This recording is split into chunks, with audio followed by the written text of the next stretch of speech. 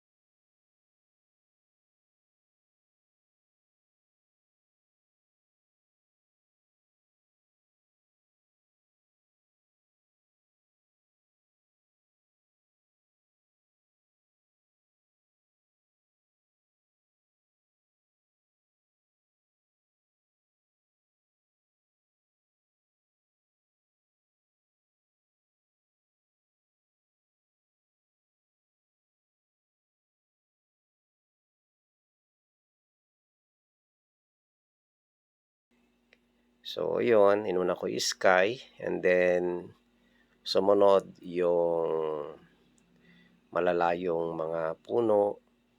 Yan, papalapit dito sa may kubo. Hanggang sa may foreground which is yung puno ng mangga. So bakit ganyan? Kasi nga napili kong ipinta yan kasi yung kubo kasi nag-iisa yan dyan, bukod tangi na nandyan. So para siyang sentro ng attraction sa mga tao dyan. Anyway, kasi nga puro ano yan bukid. So dyan nagre-rest ang tao, dyan sila kumakain. So wala lang akong nilagay na tao dyan. Ang gusto ko kasi mag-focus lang doon sa subject ng puno at mga punong kahoy at yung kubo. sapagkat ito ay nagsisimbolo ng simple at payak na pamumuhay na puno ng kapayapaan, kasiyahan at katahimikan. Maganda po ang ganitong karanasan. Masarap ulit-ulitin. Kasi po para sa akin, dito po ako nag-improve at mas lalo akong nakakasa. Sana po sa mga aspiring artist dyan, kayong matakot na magpinta sa labas kasi makakatulong po yan. Sana po minsan makasama ko po kayo pagka mayroon po akong schedule sa outdoor painting. Sana po mapuntahan ko at maiikot ang buong Eastern Pangasinan para mag-paint. So, subscribe na po kayo sa channel na to and malay nyo po, yung lugar ninyo mapili kong i-paint. Ano po? So, ayan. So, at this point ay nandito na po ako sa middle ground, which is yung kubo tsaka yung mga puno na nasa gitna. Ayan. Ganyan po ako mag-paint ng outdoor. Ayan. Sa landscape po kasi tatlo lang naman ang key dyan eh. The background, the middle ground, and the foreground. And usually, ang background ay cooler ang color natin dyan, ang temperature niya. And then, pagdating dito sa middle ground at saka foreground, especially sa foreground, lahat ng shadows ay medyo warm ang color. Ayan. So, sana po mapanood ninyo ito hanggang dulo. I hope to upload more videos regarding plein air paintings. And sana po ay may mapulot po kayo. And sana po makatulong ako sa mga nagsisimula dyan. And kung gusto ninyo na matuto personally, pwede naman po ninyo akong i-DM. Like po ninyo yung aking page sa Facebook, Sinon's Fine Art. Ayan. So, wag po kayo mahihiya magtanong. Mag-comment po kayo, no? Mag-subscribe. I-share po ninyo itong ating video. I-share po ninyo itong ating channel para po malaman ng iba.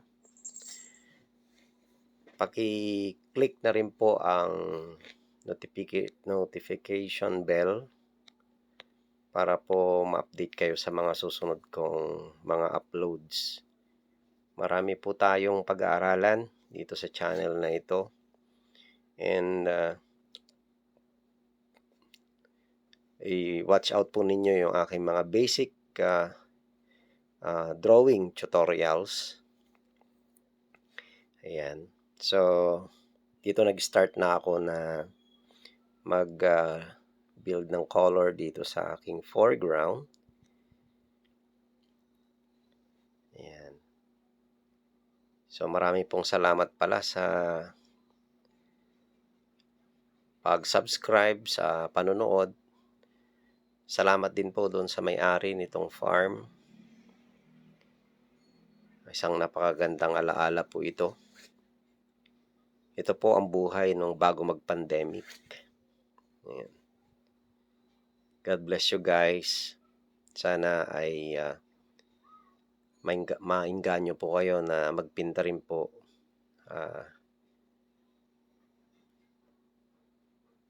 Especially outdoor paintings.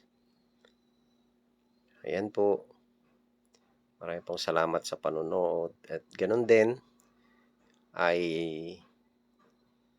nais ko pong magpasalamat sa lahat ng sumusuporta sa aking channel.